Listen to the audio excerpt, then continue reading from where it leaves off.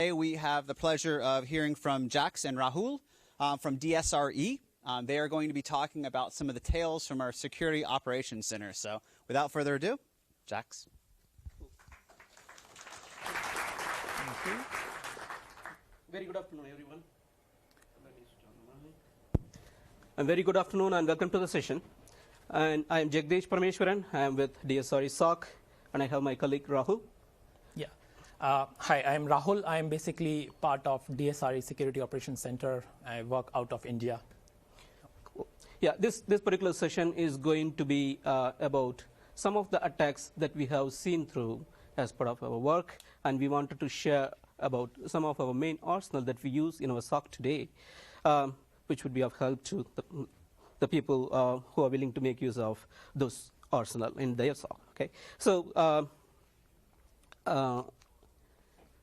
the important disclaimer: this presentation contains multiple screenshots, both from some of the production environments that we monitor, as well as from the demo environments.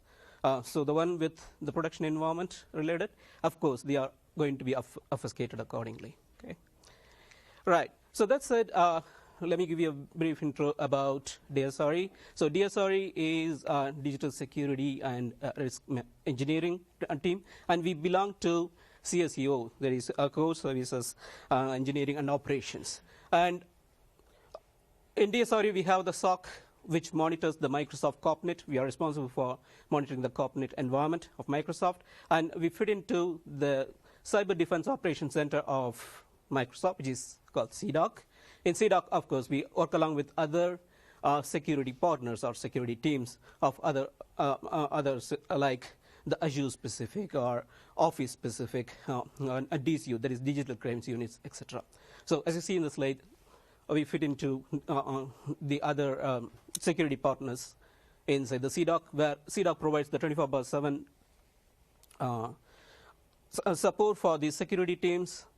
It encompasses multiple security engineers and data scientists who look for the threats and detect them, and we protect them on real time. Okay. So coming to the DSRE SOC, we use a lot of first-party as well as third-party products. We use different SIEM consoles, as well as we use different network products like firewalls or web proxies, etc. And out of all of them, we use the two main products. That's what this presentation is related with. The first one is the Windows Defender Advanced Threat Protection. So why we use the Windows Defender Advanced Threat Protection, or WDATP? That's what I'm going to call it to the later part of this session. So this particular product gives SOC a lot of data that we can action on. So the investigation of the threats are quite easy, and as well as quite possible for SOC today with the help of the WDATP, because it encompasses a lot of data that is obtained from the endpoint. So it acts as an endpoint detection and response solution for us, where, as you see, there are multiple mission-specific data we can gather. And the data that we gather includes detailed behavioral specific, as well as, of course, this is related to the post-breach detection information. Okay, so this data is not only limited just in the form of IP addresses or the usernames, but also in the form of detailed process-specific information. What your process is doing, what are the child processes, etc. We can come to know this information with the help of WDATP very well. Okay. Just a question over here at this point: how many people in this room are using WDATP today in your SOC? Cool. Really glad to know. Perfect. Okay. So that's it. It's first of all not only a endpoint detection and response solution, but also it encompasses other capabilities. For example, the exploit guards, whomsoever used Emmet in the past, of course, exploit guards are your favorites, and it makes use of exploit guards as well as Windows Defender AV into it for ADR purposes and next-gen AV purposes. It also has the semi or full automated remediation capabilities with the help of the product that we acquired a couple of years back called Exadite. And recently we introduced the capability of seeing the health of the machines in the org with the help of the security posture. Okay? And one important capability that is used by SOC today is the advanced hunting. So it's not about a single endpoint, but about looking into the data across multiple machines to identify to which extent the post-breach happened in an environment. Okay? So on that lines, WETP is of a real great help for us. The next product in our gamut that we heavily use today is the Azure Advanced Threat Protection. Earlier, the on-prem version is called as ATA, that is Advanced Threat Analytics. So Azure Advanced Threat Protection, I'm going to call it here and after AATP. So AATP helps us to identify the UEBA, that is user and entity behavioral anomalies related information. On that lines, it makes use of the data to help us to find the Active Directory related attacks very well. For example, again, it's a post-breach solution. So this particular solution works across the different phases of the kill chain in terms of the detection. So whatever you see in the yellow boxes, they are the different detection names this product has. And the one with the red in it are kind of imported detections, and the one in black bold are kind of new detections incorporated in the recent version of AATP. So this particular product is again of really great help. Anybody in this room is using AATP? Great, I see about 4 hands. That's cool. That's cool. Yeah. So given that for the others who haven't have a clue about AATP, the interface looks something like this. In terms of interface, it could be a simple product, but in terms of capability wise, it's great because it is looking into the network traffic that is floating in and out of the domain controllers. It makes use of the Windows event forwarding data in the domain controller environment, as well as the ETW data out of the domain controllers. On that lines, the detection capabilities of the different anomalies is really well equipped through this particular arsenal for us. Okay. That said, let's get into the 2 detection stories. I'm going to cover the first one, which is called "Give me the red" or "Give me the grades." Okay. So in this particular use case, we are going to see how the attack happened and how the 2 arsenals are of real help to the SOC in terms of detection as well as the response. Okay. So it all started with an alert something like this. Of course, the alert did not have anything in yellow. It has been there for our understanding. So the alert says there are X number of user accounts being attacked from so-and-so machine, and out of the user accounts, we got X number of users were guessed with the passwords. So this gives you an idea, like in this brute force attack, how many users were pawned. Okay, on that lines, this alert is of real help, and the portion you see over here with the middle yellow, long yellow, that also tells you how many attempts happen across the users. Okay, so this particular environment that we are talking about is not having the password. The user account lock capability due to multiple reasons. That is one of the reasons why this many number of attempts happen over here. Okay, so altogether, this alert gives us some insights about the attack happen. So why it is important, or what is the significance of this alert? So the alert, as you understand, it gives you insights about a couple of users who were impacted. That means the adversary has keys for those users, and he can further go ahead and attack some others in the network. Okay, and in terms of the security perspective, it goes from moderate to high. And fortunately, this alert is not talking about something called sensitive accounts. So if it is a sensitive account, the trouble is really more. Why?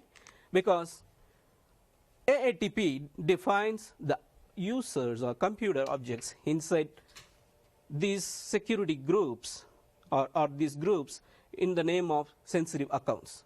So if you see an alert with a sensitive account involved, that means the exposure of the alert or the importance of the alert is really super important to go ahead and remediate. Okay. So how to identify whether an account is sensitive or not? You can find a green circle with S into it, as you put into the diagram. So that helps us to identify whether the account is sensitive or not. So this is a different alert, of course, but altogether we can identify the sensitive accounts based on this expression. So given that matter, let's look into the details. So most of you might have understanding about what is a brute force. So in the case of a brute force, you may not be aware of the exact user account, but you wanted to try with the different user accounts and different passwords and see who can be pawned. So that way you can take control of those accounts and you can do whatever you want with those accounts. So there are two types of brute force. One is called as horizontal brute force, which involves a small set of passwords but with a large set of users. The idea of the attacker for this is normally like, I don't want to be caught when I do an attack in the name of the user account lock. So that's where they try the horizontal brute force. In the case of a vertical brute force, normally it involves a large set of users with a small set of passwords. So that way the attacker tries to go beyond multiple users to pawn. AATP has the capability to detect both of these attacks. Okay, let's get into the details about what is a simple LDAP bind. So LDAP simple bind is basically an authentication mechanism and where we talk with the AD using the clear username and password. So that means when it transfers on the wire, of course, that can be identified as you see in the screenshot. So the username and password information are clearly visible, which means it's really not secure. Okay. And a simple bind can be easily created by calling the LDAP simple bind function in your code. So in terms of attack creation, it's not really difficult. Okay, and some of the applications, I mean specifically the legacy applications, make use of the LDAP simple bind, and normally such applications are supposed to be reconfigured and updated in your environment. Okay, otherwise the information related to user authentication can be seen in the clear text. So that's it. Let's talk about the attack perspective. So in terms of attack perspective, as I said, the attack creation is really easy. You can use a PowerShell with a list of usernames and passwords, and you can get it done. And you might wonder why somebody need to do such an attack inside a network. So as you understand, this is not something from outside. It is completely from inside. Okay? So such an attack is normally leveraged either by the people who are involved with the insider threat, or it could be related with the people who are related with the red teamers. Okay? So given that matter, the problematic part is the attack detection. That's a bit complex. So either you need to read the entire network traces in and out of your environment, or you need to make use of especially you need to make use of the network traces out of your domain controller environment. Okay, and this is not something like you can figure it out using the event ID like 4776, where it might tell you about the authentication happened, but of course it won't tell you from where it happened, because the problem with 4776 event ID is it only talks about the successful status of the authentication, right? And it is not happening at the client side, it's happening at the domain controller side. So there is no 4624 or 4625 based deductions possible here. Okay, there is one possibility with the event ID like 2887, which is related with the director service log, and the problem with that particular log, it won't be generated on the real-time basis. It is kind of a summary even once in 24 hours. So that said, this particular attack, in terms of the attack perspective, creation is very simple, but on the detection perspective, it is complex. And the possibilities are either some applications involved, which could be legacy applications, or it could be related with the real attacker. Okay. So that said, let's get into the details of how this is related with our story. So let's get into the details of identifying who, when, what, and how. So AATP helps you to identify what happened. Okay, so we start with the downloading of the data out from the AATP. So in the event, you have an option called download details, with which you can get the data in the form of an Excel sheet. The Excel sheet is, it's Excel file. The Excel file consists of multiple Excel sheets. As you understand, it has a summary section, network activity section, a related activity section, and other sections based on the type of the attack happened. Okay, so in this particular scenario, our data of interest are more related to the summary section, which tells you from how many accounts on what machine, and once you look into the details associated to the potentially gust account sheet, you would come to know the accounts that got compromised.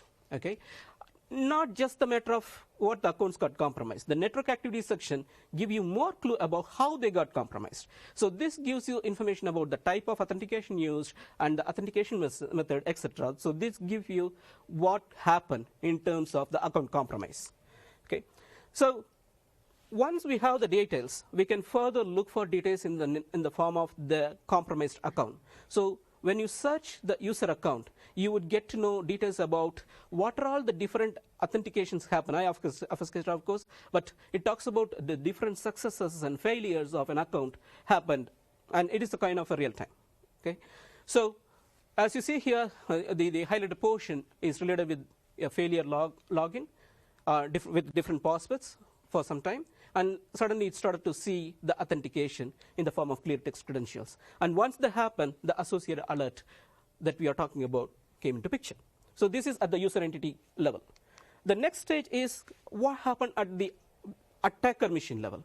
So even in the attacker machine, you can see the similar information in the form of different events being captured, and at some point you can see how many accounts are trying to authenticate, and later it comes up with a similar alert. It's actually the same alert, which is correlating all three. Okay, and in this particular scenario, this is kind of a domain join machine.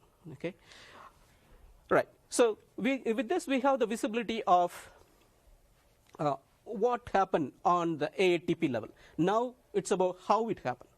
So we can come to know that information with the help of the Windows Defender ATP. So we know what is the timestamp by when this happened, right? So with this, let's move on. So what we do is we search for the machine name, and we get to know the machine name. And by opening the relevant portal, we come to know the information like what is the machine name, who logged into the machine, who are all logged into the machine in the past, and who is the primary user of the machine. So that is the person we need to contact with, right? And it also has information about what is the recent timestamp we got this particular machine in picture. This helps to connect with the end user, or this helps to take the response actions on the machine accordingly, that particular timestamp. Okay, so in this particular scenario, with the help of the rich events and very rich timeline availability, we started to look into the data.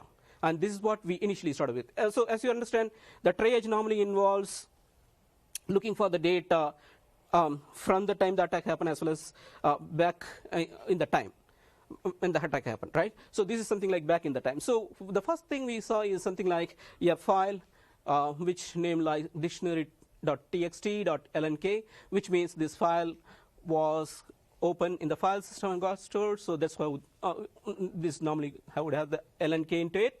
So altogether, we got a hint, something like this. So we went behind further to understand what could have happened. So as we see, the timelines are from bottom to top. So the first one we saw is like some PowerShell script got run through the PowerShell.exe. And what you see here is, in fact, not the script name. It's actually the module. Okay, so it talks about the module that was involved into the activity, and it also talks about on what context this was ran. So this helps to understand who is the attacker. Okay, so either it could be a direct attacker or a compromised user. Okay, so it also has information about the connection to the domain controller, which confirmed there is a compromise happen or a connection happen at this point through this PowerShell script. We went back further, and we ended up with this. So we identified in about 2 minutes before those particular alerts we saw in the previous screen, we saw this particular one where it talks about a PowerShell script, which mimics like a SCCM related script, but altogether it got open because it has a link file into it, and it was also related with the attack. So we identified the attack could have happened through this particular script. Okay, so now we have information about how this could have happened. So the next point is about what to do next, which are the response actions. So that's where also this is of really great help in terms of identifying and responding to the issues. The first thing we have done is we identified the machine was online, so that means the user is online. So we connected with the user and I mean the victim users first of all, and we asked them to proceed with the change of the passwords in order to prevent the attack. Then with the help of WATP again, we looked into their attack timeline related data during the, we took those two machines, we looked into all the data related to the attack timeline. We confirmed that there are no further compromises. This helps to identify, okay, the attacker didn't get into their machines till now. Okay. The later part is we suggested the users to use the strong passwords, of course, and we made use of MCAS to search for any activities happen on that particular user account. So this screenshot, the previous screenshot is a sample screenshot. So altogether, that helps us to identify what are the different IP addresses from which the logins happen and what are the different activities happen across Exchange Online, SharePoint Online, Yammer, and other products related to MCAS. Here as well, we didn't find anything suspicious or compromise. So we proceeded with further information. So now we are done with the victim user. The next step is about the file that got used. With WATP, we checked for the file-specific information, and we identified it's only one file, but it has a worldwide presence of 4, which means the one we see here is more specific to the Microsoft environments, but the 4 is specific to outside Microsoft environment, how many times we see the file. So this also gives a clarity about how many machines that could have this file being available. Okay. We are done with the file. Now it's about the response sections on the attacker machine. So we, before we contact the attacker, we first isolated the machine. As you see here, we can select the option actions isolate, and we can isolate the machine. We can also keep Outlook or Skype running, but all the other network communications are blocked by making use of this option. And we connected with the user later and identified this is kind of a script cardiac. Because of a business requirement, he was asked to do this, and he had done this. Altogether, it's not an attack to worry about. So to that part, we confirm. Okay. The attacker was specifically informed about not using any utilities or any malicious script or any malware samples in his machine or her machine in the future on the compliance reasons. If they use it, of course, they would be pawned. Okay. We didn't stop there in terms of response actions. This is where the advanced hunting comes into picture for WATP. So in the form of advanced hunting, we would be able to look for additional indicators associated to an attack. So what we have done here is we made use of the query language that is used within WATP to query for the different combinations. As you see here, it's a mix of data related with the PowerShell scripts as well as some modules. So this helps to identify what are all the different machines involved with the different command line options in the machine. So we can use this particular script as well in a periodic manner manually to identify any machines that are related with these attacks or these constraints. Okay. The next piece about, this is the query language that I was talking about. So this is related with Azure Log Analytics, and you may be interested to look into that because this is the one which is currently used with WATP, but it would be utilized across the other Azure products as well, of course, like AATP and other products in the future. In terms of the response section, we are not we didn't go for this particular one for now due to some particular reasons, but altogether I wanted to put this screenshot to let you know that by running a query, automatically we would be able to get an alert created when it hits the match. For example, we can create, we can select the conditions as you see on the other side, so with which you can run this custom query to create a custom alert that is more specific to your tenant in terms of identifying any additional attacks without manual intervention. Okay, so for now this is set to run on every day. This is not configured, but once this is set, normally it can run automatically every day, and it produces you the custom alerts, so you don't need to do the manual operation with it. So that's it. You conclude with this particular tale. So as you understand, the LDAP attacks are quite easy to create but tough to detect. In terms of detection, both AATP and WATP gives you rich data in terms of the investigations to go on. Okay? And of course, making use of the complex passwords and strong passwords is super important in terms of preventing yourself from the brute force attacks.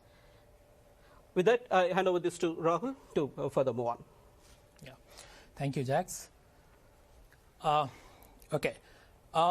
With this, I'll basically take you through the second tale that we have. It talks about replication. Now, it says replicate that user information to me, or I can call it as replicate that user's privileges to me. Now, what does it really mean? So what we really see is the very first alert that we had seen inside our Azure ATP environment is this. So in this specific attack, it's kind of a very real attack that we had seen inside the Microsoft corporate environment. And we received 2 malicious replication syncs in our environment, and this is the very first one. Both of the alerts are very important, but the first one is really, really important because it has evolved into the second attack, which is a bigger attack. Now, if we see over here, we see so many things like malicious replication of directory services, 2 accounts were involved, 2 domain controllers were involved, and there is something about that result. One of it was a success, another was a failure. But before we go into the alert, we'll first understand what is replication of directory services. Now, replication of directory service is basically a functionality which is being provided by the Active Directory in the domain controller environment to sync the objects between one domain controller to other. So if you make any changes to one Active Directory, one domain controller environment, it will be synced to the other one so that you have the parity between all of them. Now this is our alert, which is inside AATP, Azure ATP. It talks about malicious replication of directory service. Now, if this is a functionality, how it could be malicious? It's just that if by any chance an attacker gets such level of privileges by which they can actually do this replication, they can of course use it for malicious purposes, and they can actually get access to the hashes that are stored in the Active Directory environment. Now this attack was really difficult in initial time when we really wanted to understand it. So I'm trying to give a little overview of how this attack really flowed through our animation that we have over here. At this point, in this particular attack, we had seen 4 accounts specifically. The very first account is the compromised account, which was compromised because of XYZ reason. And then there was 2 victim accounts, victim 1, victim 2. Those accounts were really used to reach to the target, which is a domain admin. And this was the real target that attacker was going to. Now, let's see how it goes over here. So in a normal domain environment, we have a couple of users. Some of the users might be like the admins. Some of them might not be the normal users. And then you have some workstation, and the arrow basically are pointing towards like which particular user have access to what particular machine to log in into. You can see there are certain machines where multiple users can log in, and there are certain machines where only one user is logging into. And then there is a DC which actually helps in authentication. Now, what really happened in this scenario, what we had seen there was an attacker, and they actually started with a very known attack, which is brute force. Using the brute force, they actually compromised one of the account, and they used it to move laterally. Now, once they have that account, they tried to identify which machines they can log in into, and they actually moved to one of the machine, and they got into the machine, and they saw that there are certain other users they can actually pawn. Now, we know we have multiple number of tools that we can actually use. If you actually are onto a machine, you can try dumping a lot of LSS memory, and you can basically move forward. Now, if you are on this specific machine, if you get hold of this machine, this will give access to the other machine where the other user is actually logging in. And if you are at that machine, you can actually go to other machines as well. You can pawn other. Now, in our specific scenario, what happened when the attacker was over here, he tried to move towards this particular destination at the top using the creds that are on that machine. They dump the creds and they move forward. Now, over here, they tried to identify who is the administrator which they can use and try to log in and try to communicate to DC. That's where our victim 1 comes in picture. They use victim 1 and try to move inside the DC. They try to communicate to the DC, but it really failed. It didn't work out. Bad day for attacker, right? But what they did at the point, they came back, but they're still on that machine. At this point, they're still trying to enumerate what other users are there that they can actually use. And at that point, they found another victim. This is our victim number 2. They used this user, went to the DC, and DC actually accepted the request. And they have a proper communication with the DC at this point. And this point, our domain admin comes in, and here the attacker asks for a replication for this domain account. And domain controller happily accepted it and provided that all information to this attacker. Right? Now, once you have this domain admin in your control, you can do anything that you actually want to. Now, this is just overflow, like how it was happening. Now, we will go back to our own actual alert, what was really happening at that point. If you see, there are multiple things. In the top, they have malicious directory replication service, and we see 2 accounts. Of course, there's obfuscated at this point, and you see there are 2 domain controllers as well. In the bottom section, you can actually see there are 2 victims, victim 1 and victim 2, and victim 1 user failed to do the replication, and the victim 2 was really able to do this replication. In the last, you can actually see that there are some DCs that are mentioned over here, and you can see a small s. As Jax mentioned, those are sensitive accounts. Wherever we see sense S inside Active Directory environment, it's actually sensitive, which means a very important thing. Okay, so we have this alert, and now we really wanted to try further what really happened. So now we know Azure Advanced Threat Protection System allows us to get a hold of data. We can get a lot of data down from Azure ATP, which helps understand a lot of information. Like there are multiple information over here. It's like the source computer, which is actually the attacker machine, or the destination computers like the DCs, the type of the attack, the type of authentication that was used, what was the accounts that were used, what kind of operations that were performed. Now, this is very important. If you see, it's get NC changes. This is known as opnum 3. It's a TechNet. The below page is basically a TechNet article. So it's known as an opnum 3. It's actually the NC replica. So whenever there is a request to the domain controller to replicate a particular object, this particular thing actually fires, and this has been captured by Azure ATP as malicious directed replication. That's what it's called. So now what we really did is we had the source machine. Now we get hold of the source machine and went inside the Windows Defender ATP.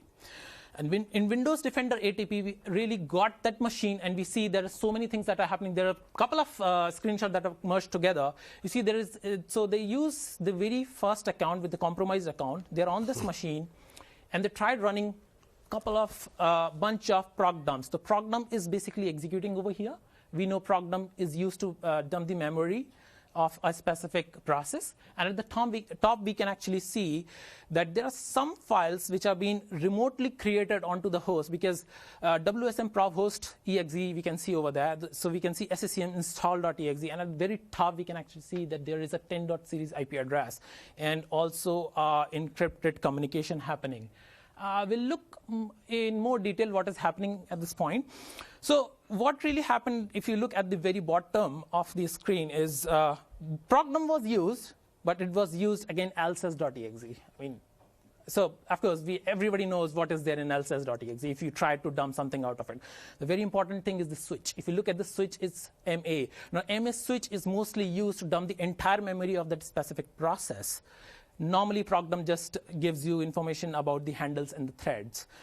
And you see the number 1, it's WSM prov host, which means the commands are coming from external place.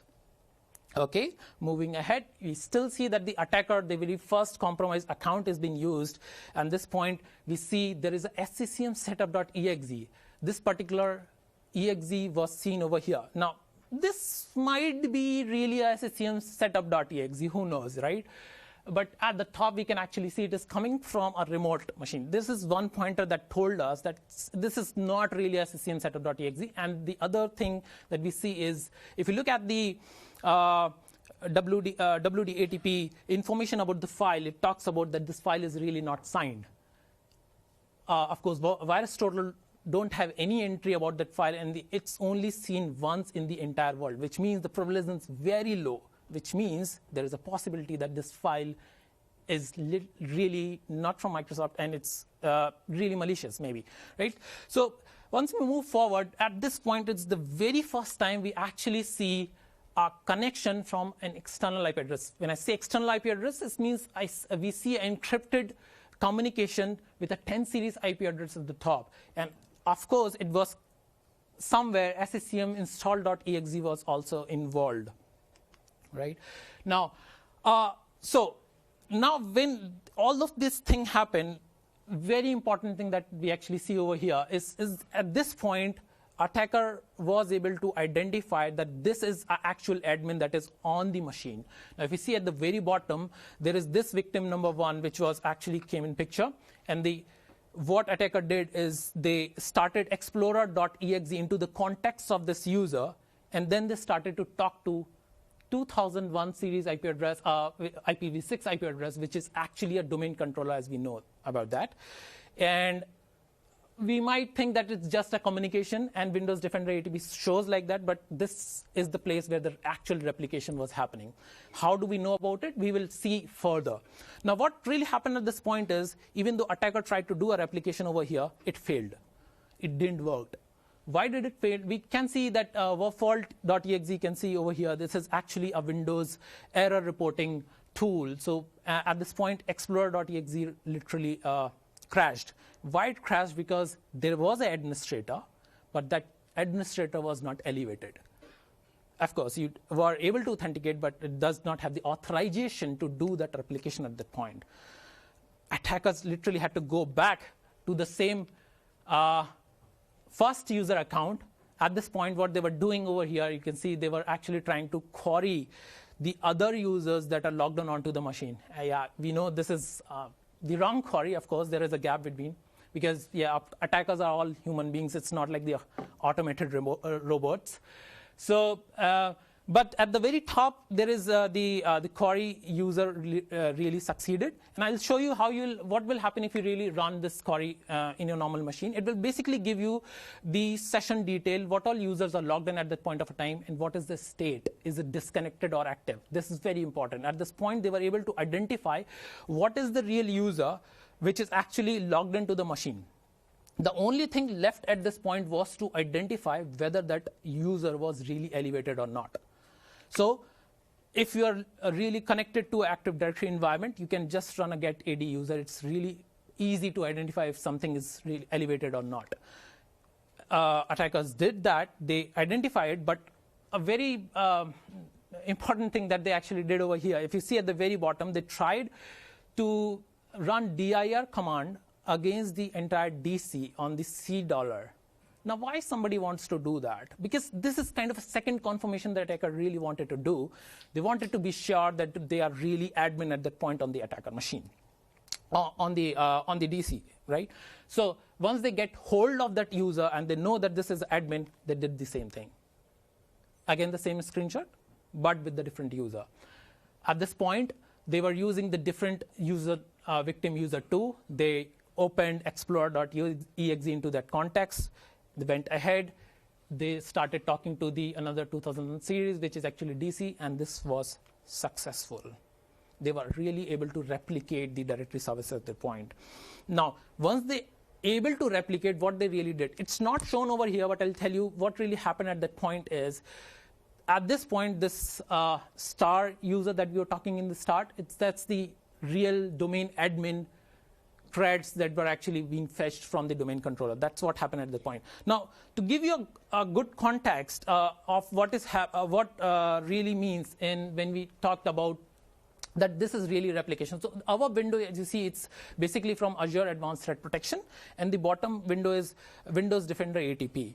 Now, so if you look at the times precisely, number one is basically victim 1, and the number 2s are the victim 2. If you look at the time between the number 1, it's basically in the Windows Defender ATP. It shows about the communication, but ATP specifically talks about that this was a replication request that was going at that point of time. right? Now we know that, okay, now replication happened. Now what happened?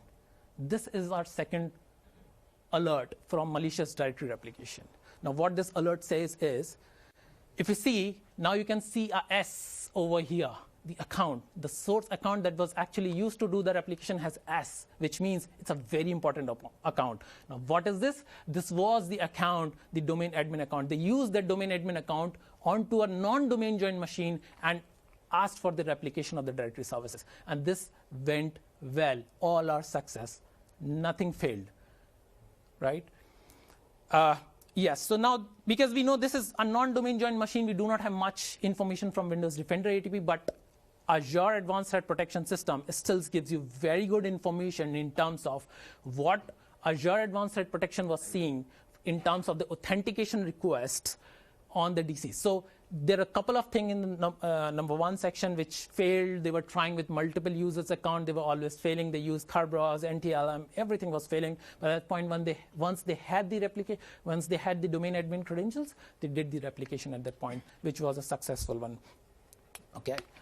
Time check. Okay, cool. So, so what really happened is now everything is good. Now we try to identify who is the attacker. So we know that at very start we were talking about a 10 series IP address, right? So this was our basic C2. That is what our understanding is. And once we investigated using our different tools from a non-domain environment, domain joined environment, of course, we identified that this was none other than our own red team. So red team basically went ahead, they did the replication, everything succeeded. So bad thing, we got hacked, but the good thing is it was still our red team.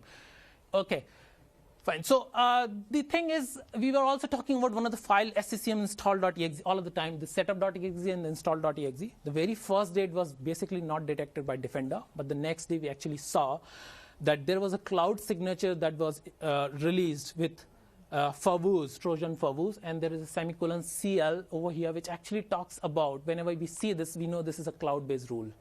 So at that point, this particular exe was also detected by it. With this, I end this session and come to the conclusion. Now, malicious directory replication is really very easy to detect. It's not, it's something that you cannot detect in an environment, provided you are monitoring each and every domain controller for the network traffic. You have to track each and every activity that is going through those channels. If you can detect that, then malicious directory replication service, this thing is really easy to detect. Now over here, Azure Advanced Threat Protection really help us in the attacks that are being targeted towards the AD environment. But Windows Defender ATP actually gives a very verbose timeline. It helps you. It gives you a functionality that is called as time travel. So you can time travel, you can go beyond, you can go back to the timeline, you can go forward in the timeline, understand what is happening before and after the pivot point, which will gives you more information that what really attackers did. In fact, if they pinged, what was the ping command that was used? If they did anything else, what was run on the command prompt? It gives you so much information from it. Yeah, so with this, I'll basically end my session, and I'll give it back to Jax for the session takeaways. All you, Jax. Cool. Thanks, Raghu. Let's move on to the session takeaways. So one quick information about the file that was used in the previous attack. It was a kind of file made using the Cobalt Strike with the Mimikatz module into it. That's how it was capable enough to do the replication as well. So let's come to the session takeaways. In terms of the passwords, of course, use the complex, strong passwords, and as you understand, never reuse the same password across the same environment. Okay. And when you use your important accounts to speak to a domain controller, or in order to do any important maintenance activities on the domain controller, always use your SA or PAW machines. Within Microsoft, we call the PAW machines as SA, secure workstations. The third pointer is, of course, as I mentioned, never use or never try to use any malicious samples or malicious scripts or in your environment, the COP join machines, which will get into complaint issues. For your environments in SOC, you can leverage the controls like the app locker or application control, so that you can prevent the usage of the files like the SCCM install.exe, right? The next one is, in order to prevent the attacks due to the non-domain joined machines, right? You may want to leverage technologies like Cisco ISE, which will help you to isolate such machines from the attacks. The next one is about the important signals that you may want to monitor, making use of AATP or from whatever products you use. But these are some of the signals, like the malicious replication is quite possible. Just have a non-domain joined machine with one compromised account, and boom, your Active Directory environment can be in the hands of an attacker. Okay, so given that, it's really important to monitor the relevant signal. There comes the potential DC shadow-based attacks. In last January, Benjamin, who's the creator of Mimikatz, released the attack information. Of course, it makes use of something like DC shadow promotion and DC sync later to that in the form of replication. Okay, so given that matter, it's really important to monitor that particular anomaly. Overpass the hash, of course, it's one of the favorites for the red teamers in terms of compromising the users for their benefits, so make sure you monitor them. Brute force attacks, of course, they are, as you understand, for the tail one, and it is also important to monitor for the golden ticket attacks, because just with the golden ticket in hand, the attacker has the entire Active Directory that can be tweaked as per their wish. In terms of AATP, of course, we very recently released, the PG very recently released a couple of signals that are related with the detection of the DC shadow and the DC sync. This is the first signal, which is about the promotion of a non-domain joined machine as a domain controller. So it's about a root domain controller coming into the domain and telling, hey, replicate information to me later, which can be detected with these two signals. This is the second signal, which is about the attack that involves the replication. Okay. The next one is it's kind of a value add for this session. I don't know how many of you might have gone through this. This is called as cybersecurity reference architecture, which talks about the security products or security gamut of Microsoft. You can get this accessed using aka.ms/MCRA. So this is really a value add, I guess, because it talks about the different products. The important thing is you can just mouse over, and it can also show you details. Click that. It can go open up the new pages as well. It's available in gallery.technet.microsoft.com, and by going to the aka.ms/MCRA, you can get the downloaded. It's a PPT file with 2 pages. The first page is this one. There is one more page with the animations where it talks you, where it gives you insights about how each layer is placed. So this is really a value add, I think, and we wanted to share this with you folks. Okay, that's it. We are at the end of this presentation, and look forward to getting your questions. Excellent. Thank you.